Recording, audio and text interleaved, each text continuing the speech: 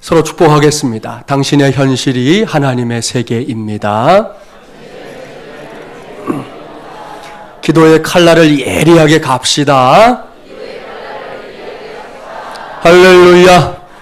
오늘은 현실 하나님의 세계의 6번째 시간입니다. 오늘은 내 인생의 숫자 1을 세웁시다 라는 제목으로 하나님의 말씀을 전하도록 하겠습니다. 사랑하는 마중물이란 가족 여러분, 지난 한 주간 어떻게 보냈습니까? 요즘 정말로 세상이 흉흉하지요. 요즘은 차마 입에 이렇게 올리기도 어려운 일들, 사건들이 하루가 멀다 하고 일어나고 있는 형편입니다. 저는 목사로서 지난 한 주간 동안 여러 모양으로 마음이 힘들었습니다. 벌써 몇 주간째 자녀들을 학대하거나 심지어 그 목숨까지 빼앗는 일들이 이어지는 가운데 지난 주간은 그야말로 클라이맥스에 해당되는 그런 사건이 일어났기 때문입니다.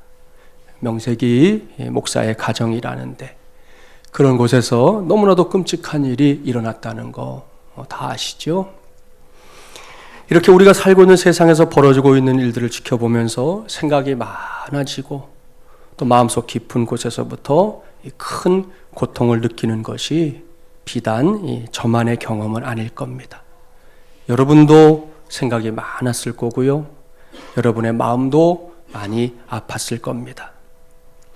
여기서 분명한 것은 더 이상 우리가 살고 있는 이 세상이 이렇게 미쳐 날뛰도록 그냥 놔두면 안 된다는 것입니다. 정말이지 대책이 필요합니다. 대안이 요구됩니다. 이것은 그리스도인이라는 이름으로 살아가고 있는 우리 모두에게 맡겨져 있는 매우 중요한 과제입니다. 오늘은 그런 관점에서 하나님께서 우리에게 들려주시는 음성에 귀를 기울여 보려고 합니다. 오늘 우리에게 주신 말씀 구약성경 신명기지요. 신명기에 대해서는 나름 알고 있는 것들이 있을 겁니다. 시기적으로 보면 출애굽한 이스라엘 백성들이 출애굽 제40년 만에 저 건너 가나안 땅이 내다 보이는 이 모압 평지에 이르렀을 때입니다. 모세는 이곳에서 지난 40년의 세월을 하나하나 회상하면서 장차 가나안 땅에 들어가서 살게 될 이 출애굽 2세대들에게 하나님의 말씀을 이제 3편의 설교로 전하게 되는데요. 그 3편의 설교를 묶은 책이 신명기입니다. 오늘 주신 말씀은 3편의 설교 가운데서도 2번째 설교, 그리고 그 2번째 설교 중에서도 이제 본론 부분, 서론 말고 본론 부분이 막 시작되는 부분입니다. 여러분이 잘 아는 십계명 말씀에 이어 율법의 세부적인 내용들이 오늘의 본문이 6장 1절 말씀부터 무려 26장에 이르기까지 계속해서 선포되고 있는 겁니다. 그런 점에서 볼 때 오늘 봉독한 말씀은 길게 이어질 이 본론을 펼치기 위한 서막이다, 그렇게 말할 수 있습니다. 왜냐하면 이 말씀이 하나님의 율법이 이스라엘 백성들에게 주어진 궁극적인 목적을 먼저 밝혀주고 있기 때문인데요. 이를 염두에 두고 본문 1절과 2절 말씀 우리 함께 봉독해 보겠습니다. 1절 2절입니다. 이는 곧 너희의 하나님 여호와께서 너희에게 가르치라고 명하신 명령과 규례와 법도라. 너희가 건너가서 차지할 땅에서 행할 것이니 곧 너와 내 아들과 내 손자들이 평생에 내 하나님 여호와를 경외하며 내가 너희에게 명한 그 모든 규례와 명령을 지키게 하기 위한 것이며 또 내 나를 장구하게 하기 위한 것이라. 아멘. 여기서 우리는 하나님께서 왜 율법의 말씀들을 하나님의 백성들에게 주셨는지 그 이유를 확인할 수 있습니다. 종종 구약은 율법이고 신약은 복음이다, 이렇게 너무 쉽게 도식화하는 사람들이 있습니다. 이렇게 말하는 사람들은 대개 성령의 시대인 오늘날 우리가 누리고 있는 은혜를 매우 중시하는 사람들이지요. 따라서 이것이 꼭 잘못된 것이다, 그렇게 말할 수는 없습니다. 실제로 이제 여러분 성경 읽어보셨잖아요. 구약에는 수많은 율법의 조항들이 모여 있습니다. 반면에 신약 성경에는 우리가 알고 있는 복음의 메시지들이 많이 들어 있습니다. 그런데도 조심해야 합니다. 구약 성경에 율법만 들어있는 것이 아닙니다. 복음의 메시지도 분명히 있어요. 신약도 마찬가지입니다. 복음의 메시지만 있는 것이 아닙니다. 율법도 있습니다. 예를 들어 볼까요? 수요 성경 공부 시간에 제가 성도들과 함께 말씀 나누면서 가르쳐 드렸는데요. 구약 성경 첫 번째 책 창세기 3장 15절 말씀은 신학에서 뭐라고 부르느냐 하면 최초의 복음. 구약 성경 첫 번째 책인데 최초의 복음 혹 원시 복음이라고 불립니다. 들어보십시오. 내가 너로 여자와 원수가 되게 하고 내 후손도 여자의 후손과 원수가 되게 하리니 여자의 후손은 내 머리를 상하게 할 것이요 너는 그의 발꿈치를 상하게 할 것이니라. 무슨 말씀입니까? 장차 세상에 오실 구세주 예수 그리스도께서 사탄의 모든 권세를 무력화시킬 것이다 하는 예언이지요. 이 놀라운 말씀이 언제 선포됐는지 아십니까? 아담과 하와가 에덴 동산에서 죄를 지음으로 인해 쫓겨나게 되었을 때입니다. 보세요. 놀라운 일이죠. 지은 죄로 인해 심판을 받는 그때, 정말 이제 아무런 소망도 붙잡을 수 없을 것 같던 그때에 하나님께서는 다시금 구원을 약속하고 있으니 말입니다. 그렇기 때문에 이것은 구약의 말씀이지만 복된 소식, 복음인 것입니다. 이처럼 구약 성경에도 분명히 복음이 담겨 있어요. 그렇다면 신약 성경은요? 신약이 복음의 책이긴 하지만 신약에서 우리가 잘 아는 산상수훈은 대표적인 율법의 메시지입니다. 물론 구약적인 관점의 율법은 아니에요. 구약의 율법이 하나님으로 말미암아 구원을 받기 위해서, 복을 받기 위해서 지켜야 할 법이었다면 산상수훈은 이미 구원받은 사람들이, 예수 그리스도의 보혈로 말미암아 구원받은 사람들이 지키며 살아야 할 법이라고 말씀드릴 수 있습니다. 조금 관점은 다르지만 그럼에도 불구하고 산상수훈은 분명히 율법적인 성격을 갖고 있다는 것입니다. 이것이 사실이기 때문에 우리에게는 율법에 대한 바른 이해가 필요합니다. 어떤 이들은 율법이 무조건 나쁜 것이다 그렇게 이해하는데 아니에요. 율법을 주신 궁극적인 목적은 하나님의 백성들로 하여금 하나님의 백성답게 살게 하려는 것입니다. 그래서 하나님은 율법을 지킨 사람들에게 복을 주시겠다 약속하신 거예요. 조금 전에 봉독했던 본문 1절과 2절 말씀을 이제 그런 관점에서 이해해야 합니다. 하나님께서 지금 말씀하고 있어요. 지금까지 이렇게 쭉 선포한 말씀들과 앞으로 이제 선포될 말씀들이 모두, 그 말씀들이 모두 그 말씀을 귀 기울여 듣는 당대는 물론이고 그의 아들들 그리고 그의 손주들에 이르기까지 하나님을 경외하는 믿음을 갖게 하는 그러한 하늘의 복을 부어주시기 위해 주신 말씀이다라고 분명하게 밝히고 있습니다. 그렇기 때문에 우리가 읽었던 1절과 2절 말씀은요, 율법임과 동시에 복음입니다. 왜냐하면 바로 여기에 우리가 하나님의 자녀다운 삶을 살 수 있는 놀라운 비결, 그 비결이 율법이에요. 그 비결과 함께 그러한 삶을 통해 누릴 수 있는 놀라운 은혜, 이 은혜가 복음이에요. 이 두 가지가 함께 담겨 있기 때문입니다. 아무쪼록 내일부터 시작되는 구정명절을 통해 우리는 또다시 새해에 대한 다짐을 갖게 되지 않습니까? 우리 2016년도를 새로운 마음으로 다시 한번 걸음을 떼려고 하는 저와 여러분에게 오늘 이 성경에 말씀하고 있는 놀라운 은혜가 풍성하게 부어지게 되기를 주님의 이름으로 축복합니다. 오늘 목양 칼럼에 제가 소개한 한 집사님이 있어요. 지난 화요일 오후에 신방을 하면서 그 집사님의 인생 여정에 대해 알게 되었습니다. 모든 내용을 여러분에게 다 말씀드릴 수는 없고요. 몇 해 전에 어느 날 새벽 기도의 시간에 처음으로 우리 교회를 이렇게 찾아온 집사님이에요. 이야기를 들어보니까 처음으로 신앙생활 하기는 이제 강남에서 신앙생활을 시작을 했고 강북에 이사 와서도 이제 동대문구에 살면서 제가 잘 아는 그러고 보니까 우리 김기영 장로님 부인 되신 정봉현 집사님의 아버님이 섬기시던 교회더라고요. 보니까 그 교회를 이렇게 섬겼던 그런 분이고 그 교회를 섬기면서 거기서 이제 서리 집사님 직분도 받게 되었더라고요.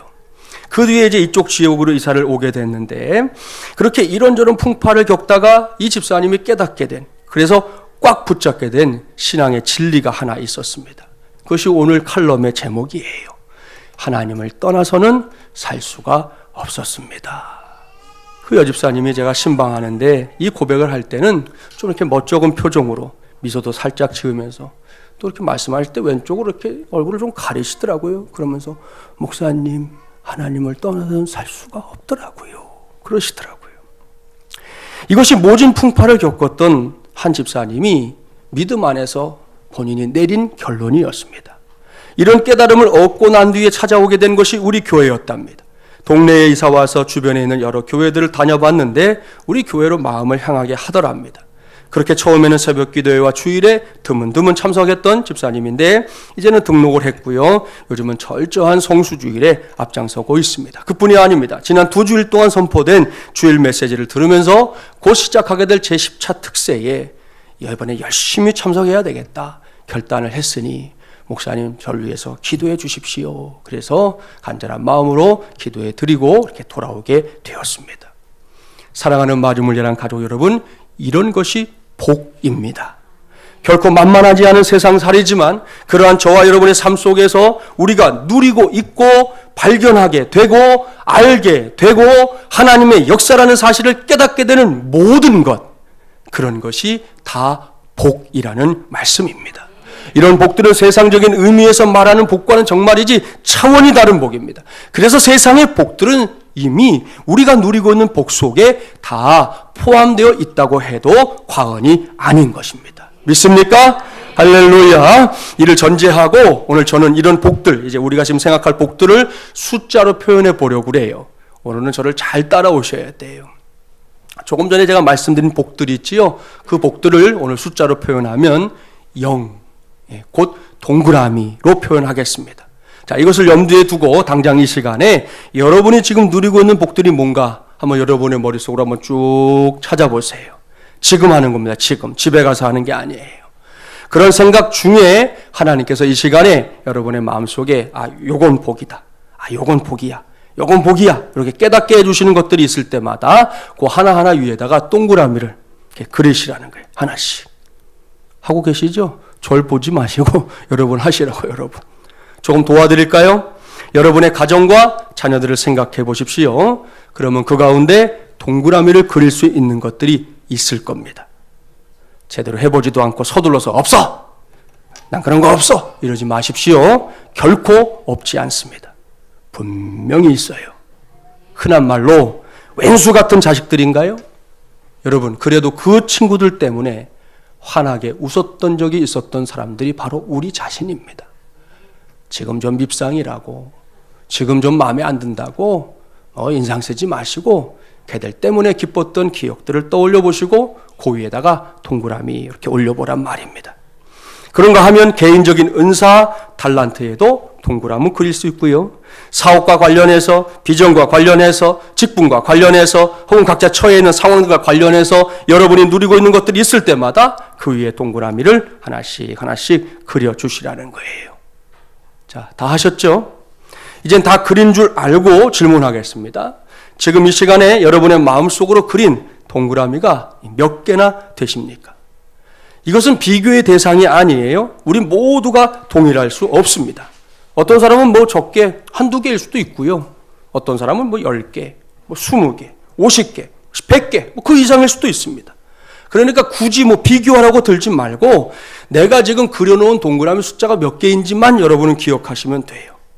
오늘은 그 동그라미들을 몽땅 다 복이라고 부르겠습니다. 복이에요. 그런 다음에 여기서 한 가지 더 생각해야 할 것이 있습니다. 이미 말씀드린 대로 그 동그라미들이 다 복입니다. 맞습니다. 그런데 여기서 놓치지 말아야 할 사실이 하나 있어요. 그것은 그 모두가 복은 복인데 아직은 완전한 복이 아니라는 거예요. 이것이 무슨 말인지 이제 제가 질문을 하나 던지면 여러분이 알게 돼요. 먼저 여러분의 머릿속에 그려놓은 그 복들, 자, 빨리 이제 다 몇 개인지 아시죠? 그럼 그걸로 하나로 합쳐보겠습니다. 합쳐보세요. 그런 다음에 제가 이제 질문합니다. 그것들을 다 합하면 숫자적으로 얼마가 됩니까? 오늘 기도를 맡으셨던 정미자 집사님 당첨이에요. 자, 몇 개인지 제가 모르겠는데 그걸 다 합하면 숫자로 얼마가 돼요? 다 합하면, 동그라미 다 합하면 0이에요. 여전히 0입니다. 빵입니다. 맞습니다. 숫자 0은 아무리 많아도 한 개, 두 개는 물론이고 수십 개, 수백 개, 수천 개가 있어도 그것만 가지고서는 여전히 0에 불과합니다. 맞죠? 그렇다면 이거 뭔가가 잘못돼도 단단히 잘못된 거 아니냐는 거예요. 아닙니다. 물론 여기서 끝나버리면 이것은 매우 잘못된, 아니 하나님의 복이 무엇인지를 아직도 정확하게 모르는 것입니다. 반드시 거기서 한 걸음 더 가야 합니다. 그것은 그 모든 숫자, 여러분이 해오는 숫자 0 앞에 숫자를 하나, 그러니까 숫자 1을 붙여야 한다는 것이에요. 그렇게만 되면 지금까지 우리가 동그라미로 그려놓은 모든 것들이 그때부터 비로소 의미를 갖게 됩니다. 가치가 매겨집니다. 진정으로 빛나게 되는 것입니다. 그럼 이제부터 본격적으로 숫자 1을 붙여볼까요? 본문 3절 말씀 함께 봉독합니다. 3절입니다. 이스라엘아 듣고 삼가 그것을 행하라. 그리하면 내가 복을 받고 내 조상들의 하나님 여호와께서 내게 허락하심같이 젖과 꿀이 흐르는 땅에서 내가 크게 번성하리라. 아멘. 그리하면 앞에 나오는 말씀이 있죠. 이스라엘아 듣고 삼가 그것을 행하라. 사랑하는 여러분, 오늘 저는 여러분에게 현실 하나님의 세계에 관한 메시지를 6번째로 전하고 있습니다. 특별히 오늘은 우리가 요즘같이 험하고 무섭기까지 한 이 세상에서 어떻게 살아야 하는지를 고민하고 있는 중입니다. 그 해답으로 제가 여러분에게 제시하고자 하는 것이 있습니다. 그것은 말씀의 제목에 언급한 대로 저도 여러분도 우리의 인생에 반드시 숫자 1을 세워야 한다는 것입니다. 오늘은 여기서 말하는 숫자 1이 중요해요. 이것은 단순히 우리가 1, 2, 3, 4 세는 아라비아 숫자 1이 아닙니다. 지난 주간 수요 성경 공부 시간에 제가 성도들에게 가르쳤던 것이 있습니다. 그날 주제가 뭐였냐면 하나님의 존재 증거, 하나님이 살아계심을 어떻게 알 수 있느냐 하는 주제였어요. 그 내용 중에 하나님께서 창조하신 세상을 보면 하나님이 존재하신다는 것을 알 수 있다. 이것은 일반 철학에서도 말하는 거거든요.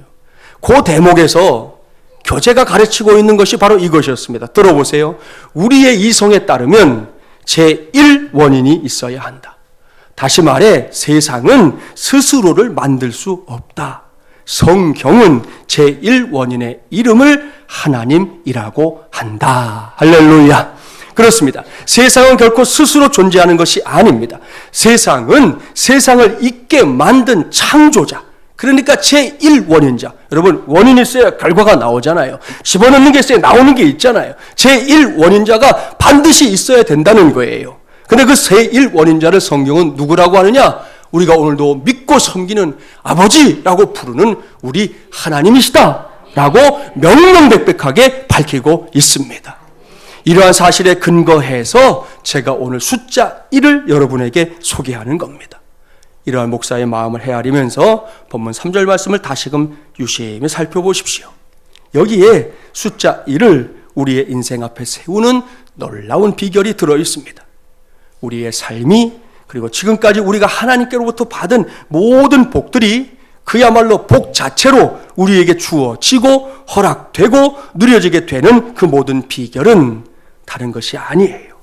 하나님의 말씀을 오늘처럼 이렇게 듣고 나서 힘들지만, 어렵지만, 실패할 때도 많지만, 여전히 죄의 굴레 속에서 살아갈 때가 있는 것이 현실이지만, 그럼에도 불구하고 그 말씀들을 하나하나 지키며 살고자 몸부림치는 데에 바로 거기에 있다는 것입니다. 저는 오늘 이것이 나의 인생에, 우리의 인생에 숫자 1을 세우는 삶이라고 여러분에게 전하고자 합니다. 그리고 이것을 해낼 수만 있다면 조금 전에 저와 여러분이 우리 인생 속에서 복으로 꼽았던 모든 동그라미들이 그때부터 비로소 의미를 갖게 된다니까요. 가치가 매겨진다니까요. 그 빛을 제대로 발하게 된다는 것입니다. 지금 바로 해볼까요? 자, 아까 여러분 동그라미 해놓으셨죠? 그 앞에 숫자 1 빨리 세워보세요. 그런 다음에 보십시오. 그렇게 숫자 1을 세우기만 하면 동그라미가 2개였던 사람은 100이 됩니다. 동그라미가 4개였던 사람은 만이 됩니다. 동그라미가 10개였던 사람은 100억이 되는 거예요. 사랑하는 마중물려란 가족 여러분, 놀랍지 않습니까? 조금 전까지만 해도 저와 여러분이 그려오는 동그라미들이 동그라미 자체일 때에는 그야말로 별 의미가 없는 숫자 0, 빵, 제로였다니까요. 하지만 그 동그라미 앞에 숫자 1이 세워지니까 그 순간 모든 것이 변합니다. 아무것도 아니었던 것들이 복 자체가 됩니다. 아무것도 아니었던 것들이 저와 여러분의 삶 속에서 하나님의 능력과 은혜를 증거하는 통로가 되어버리는 것입니다. 2016년도 2월의 첫 번째 주일, 특별히 민족의 명절인 구정을 앞두고 있는 이 시간에 이곳에서 하나님을 예배하는 저와 여러분 모두가 이렇게 놀라운 하나님의 복을 꼭 받아 누리게 되기를 주님의 이름으로 축복합니다. 서로 축복해 주실까요? 꼭 숫자 1을 세우는 인생이 됩시다. 그것이 복입니다. 할렐루야. 그렇습니다. 반드시 그래야 합니다. 왠지 그 이유를 잘 아시죠? 숫자 1이 우리의 인생 앞에 세워지지 않으면 우리 인생은 그야말로 빵이 되기 때문입니다.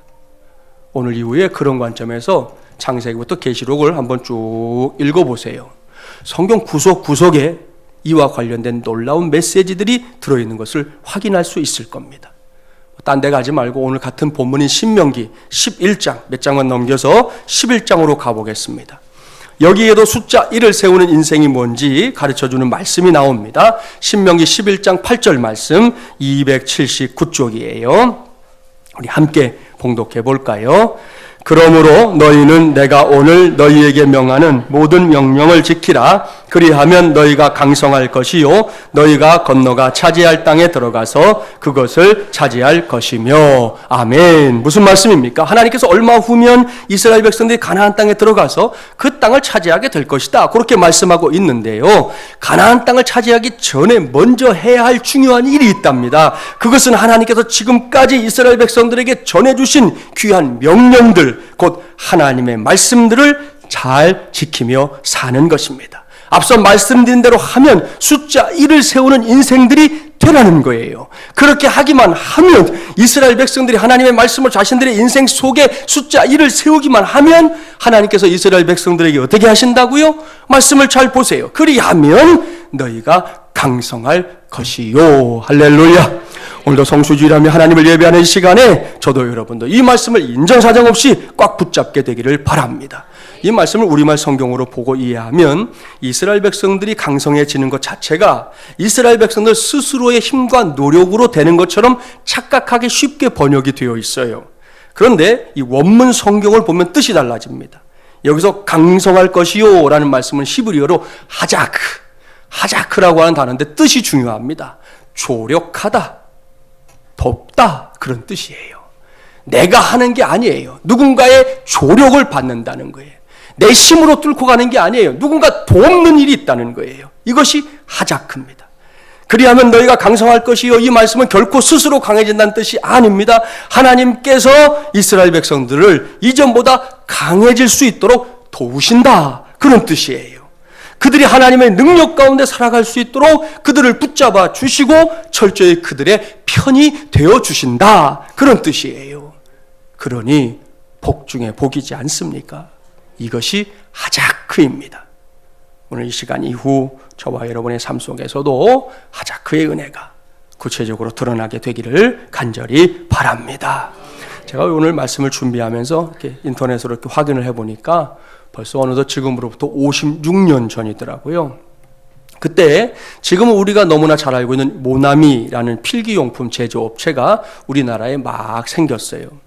그런데 당시에 경쟁이 너무 심해가지고 모나미는 얼마 후에 도산의 위기에 처하게 됩니다. 이 회사의 사장님이었던 이 송삼석 씨는 예수님을 믿는 사람이었기 때문에 그저 그 상황에서 자포자기한 게 아니라 기도원에 올라가서 금식하며 하나님 앞에 그 상황을 놓고 기도하게 되었습니다. 그런데 기도하다 보니 그분의 고백에 따르면 지금 장로님이 되셨던 분인데 하나님 앞에 회개할 것이 참 많더라는 거예요. 성수주일 하지 못한 거 회개했습니다. 돈도 많이 벌게 해주셨는데 11조 떼먹은 거 회개했습니다. 새벽기도 열심히 섬기지 못했던 거 회개했습니다. 하나님의 뜻대로 살지 못했던 것들을 하나하나 그렇게 회개했습니다. 그런 다음에 하나님의 말씀을 쭉 읽어나가다가 요한복음 21장 1절부터 14절 말씀에 눈이 머물렀습니다. 베드로가 부활하신 예수님을 만난 뒤에 주님의 말씀대로 순종해서 그물을 던졌더니 고기 몇 마리요? 153마리를 잡았다 하는 그 말씀 말입니다. 이 말씀이 그날따라 이분의 마음에 크게 감동이 됐어요. 바로 그 순간입니다. 그 순간이 송 사장님의 인생 속에 숫자 1이 세워지는 순간이었습니다. 이렇게 말씀을 붙잡게 되자 그의 가슴 속에서 뜨거운 기도가 치밀어 올랐습니다. 하나님, 제가 모나미 153, 그 숫자를 거기서 따왔어요. 153 볼펜을 만들겠습니다. 하나님, 이 볼펜이 모든 사람의 손에, 전 세계 사람들의 손에 들려지기를 원합니다.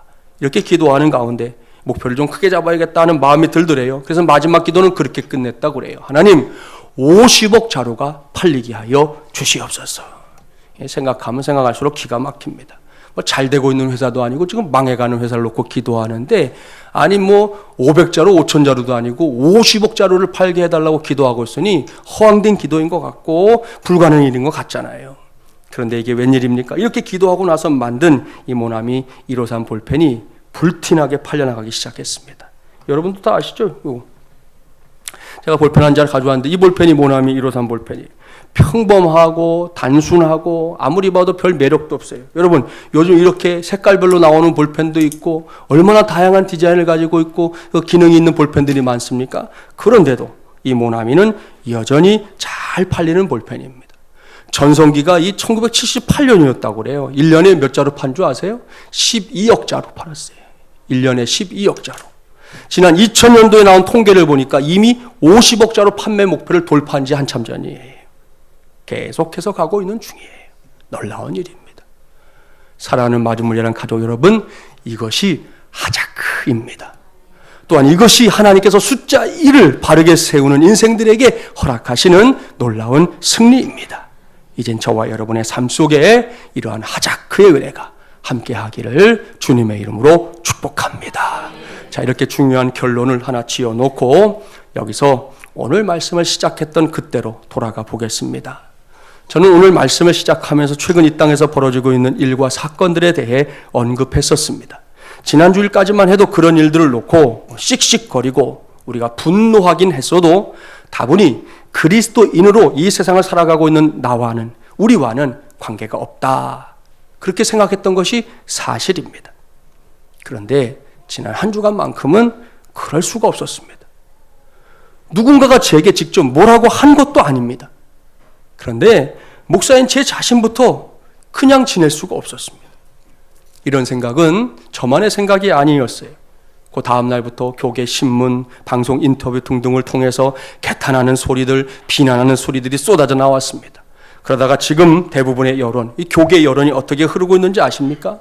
제가 이름만 대면 여러분이 다 알 수 있는 한 목사님이 자기의 생각을 이렇게 소개했어요. 언론에 소개가 됐는데 일부만 말씀드리면 이렇게 얘기했습니다. 사람은 누구나 다 그럴 수 있다. 목사도 박사도 그럴 수 있다. 그게 사람이고 목사고 박사다. 나도 얼마든지 그런 범죄를 저지를 수 있다. 이러한 자기 반성 잘못된 거 아니지요. 필요합니다. 이런 생각을 할 수 있다는 거 훌륭합니다. 이걸 밝혀서 사람들이 듣게 하는 것도 귀한 일입니다. 그러나 여러분, 이것으로 끝나면 안 될 것 같다는 것이죠. 그야말로 세기말적인 이런 일들이 일어나는 세상을 보면서 우리 모두가 하나님의 자녀여 그리스도인들로서 해야 할 것이 단지 자기 반성만은 아니지 않느냐는 말씀입니다. 그렇습니다. 지금 우리 모두가 해야 할 것이 있습니다. 반드시 해야 할 것이 있습니다. 그것은 신앙의 본질을 회복하는 것입니다. 항상 잘하고 있다고 생각하기 어렵습니다. 압니다. 성공하기보다 실패할 때가 더 많은 것도 사실입니다. 그래도 그냥 신앙생활 하는 것 말고 때가 되어 교회 문턱 넘나드는 거, 성경 찬송 끼고 다니는 거, 교회 오니까 뭐 이런 직분 저런 직분을 불러주는 거, 그것이 신앙생활의 본질이 아니잖아요. 그렇게 신앙생활하는 것 말고 신앙의 뿌리를 찾아 들어가야 한다는 말씀입니다. 우리가 왜 신앙생활을 하고 있는지. 그래요, 목사도 실패할 때가 많아요. 맘먹은 대로 못하는 건 많아요. 그래도 우리가 왜 신앙생활을 하고 있는지, 그 궁극적인 이유, 그 뿌리만큼은 우리가 붙잡고 깨닫고 가야 하는 거 아니냐는 말씀입니다. 잠깐 바깥 세상 보세요. 바깥 세상에서도 말이 안 되는 일들이 비일비재하게 일어나고 있습니다. 부모 자식 간의 사건 사고 지난 주간 전에도 벌써 한 달 전부터 계속되고 있어요, 여러분. 지난 금요일 저녁 뉴스 보니까 여러분 음주운전하면 위험하다 모르는 사람이 누가 있어요? 삼척동자도 알아요. 그런데 음주운전하다가 잡히는 사람들이 얼마나 많아. 이제 잡히는 것도 아니야. 이제는 아니 검문하는데 치받고 가버리네, 경찰을. 막 치받고 다녀요, 그냥. 아무 거리낌이 없어, 아무 거리낌이. 그뿐이 아닙니다. 금요일 저녁에 뉴스 보신 분들 알걸요. 이 운전자는 마약까지 했어요. 마약을 하고는 가다가 트럭 운전사랑 시비가 붙었는데 내려갖고 차를 막아놓고는 길바닥에서 폭행부터 시작하는 건 기본이고, 이 상황이 너무 어이없어갖고 트럭 운전사가 경찰에 신고하려고 전화를 걸고 있는데, 이 사람이 어떤 사람인지 정확히 모르겠는데 자기 집에 키우는 사냥용 개가 있어요. 개. 시커먼 놈. 그 놈은 한번 물면 놓지도 않는 놈이에요. 그 놈 풀어놓고 위협하면서 네가 모자랐냐고 계속 때리는 거예요. 백주대로 해서 바로 철장 신세 됐어요. 이렇게 그렇지 않아도 속이 시끄러운 세상인데 이런 유형의 일들이 단지 세상에만 존재하느냐? 아니라는 거지요. 만약 세상에만 존재한다면 우리가 이렇게까지 골치를 아파할 이유가 없을지도 모릅니다. 문제는 유사한 일들이 믿음 안에서도 벌어지고 있다는 겁니다. 그런 가운데 우리가 할 수 있는 것이 단지 자기 반성뿐이냐는 거예요. 아닙니다. 우리는 반드시 거기서 조금 더 나아가야 합니다. 지난 주간에 우리 사회를 뜨겁게 달군 그 사람이 자신의 인생 앞에 하나님, 그러니까 숫자 1을 제대로 세워두었다면 과연 그런 일을 저지를 수 있었을까요? 못했습니다. 아니, 안 했습니다. 대단하게 좋은 부모 노릇은 못했을지 몰라요. 모든 면에서 자녀들에게 떳떳한 부모 노릇 못했을지 몰라요. 그게 우리의 부족함이니까 그렇다 이거예요. 그러나 저렇게 말도 안 되는 일만큼은 저지르지 못했을 겁니다. 그의 인생 앞에 붙어있던 것이 오늘 우리가 나눈 것은 숫자 1이 아니라 그냥 목사였고 그냥 박사였기 때문에 그런 일도 하는 것이고요. 그렇다면 마찬가지예요. 우리가 신앙생활 하면서 내가 장로라고, 내가 권사라고, 내가 안수집사라고, 나는 이런 일 하고 있다고, 이런 섬김하고 있다고, 그걸 가지고 우리 인생 앞에 세웠다가는 우리도 어떤 인생이 될지 아무도 모른다는 거예요. 물론 이 대목에서 저도 여러분도 사실 고민거리가 많을 겁니다. 저와 여러분의 삶 전체가, 매사가 그 앞에 숫자 1을 잘 세우고 있느냐? 그렇게 물으면 아니기 때문이지요. 하나님을 믿노라 하지만 그런 모습 잃어버릴 때가 많습니다. 여전히 허물 많고 죄의 굴레 속에 살아갈 때가 많습니다. 목사도 그렇고 성도도 그렇고 오늘 한국교회 모습이 그렇습니다. 그래서 끙끙거리다가 씨름하다 보면 깨닫게 되는 건 한 가지예요. 역시 나라는 사람도 내 힘만으로 살아낼 수 있는 것은 아니로구나. 하나님이 없으면 나도 안 되는 것이로구나. 하나님이 없으면 내 인생도 답이 없는 것이로구나. 그것이 우리가 내리게 되는, 깨닫게 되는 결론이라는 거예요. 반드시 여기까지 갈 수 있는 저와 여러분이 되기를 바랍니다. 그러고 나서 여러분, 우리 하나님을 찾읍시다.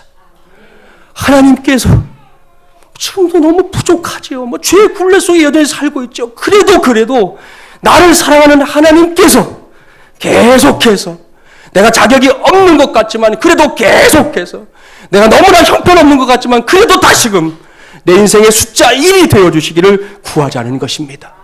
제 10차 특세가 또 한 번의 기회가 될 것입니다. 담임 목사님, 제가 제 10차 특세를 앞두고 그렇게 기도하고 있습니다. 그러니 여러분, 우리 부단히 기도합시다. 그런 말이 있지요. 염치불구.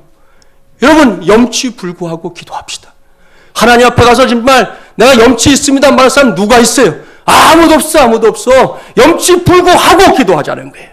하나님께서는 인생의 숫자 1이 되어주시옵소서.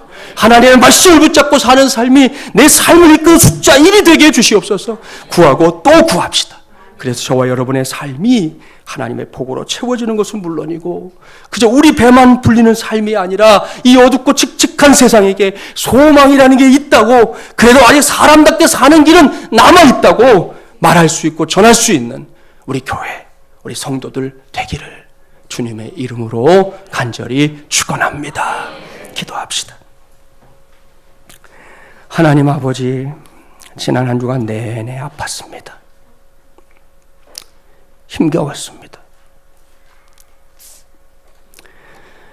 다른 이들의 문제가 아니라 우리의 문제인 것을 알게 되었기에 힘들었고, 또 그로 인해서 많이 생각하고 고민하고 기도했습니다. 하나님, 오늘 우리가 갖고 있는 문제들 많이 있지만 가장 대표적인 문제, 오늘 말씀을 통해 다시 한번 우리 성도들과 함께 나누었습니다. 내 인생에 제가 무엇을 세우고 있는 것입니까? 하나님, 그곳에 우리 하나님을 숫자 1로 세우지 않으면 부족하지만 실패할 때도 많지만 하나님 말씀 붙잡고 사는 것을 숫자 1로 세우지 않으면 우리 인생에 하나님이 부어주신 복들도 다 빵이 되는 겁니다. 아무것도 아닌 게 되는 겁니다. 우리가 잊지 않게 도와주시고 부족하지만 정말 염치불구하고 하나님 앞에 구하는 우리 마주물리란 가족들이 되게 하여 주시옵소서. 하나님께서 우리 마주물리란 가족들의 인생에 숫자 1이 되어 주시옵소서. 그 말씀이 우리의 부족한 인생, 죄로울 육진 인생을 이끌어가는 숫자 1이 되게 하여 주시옵소서.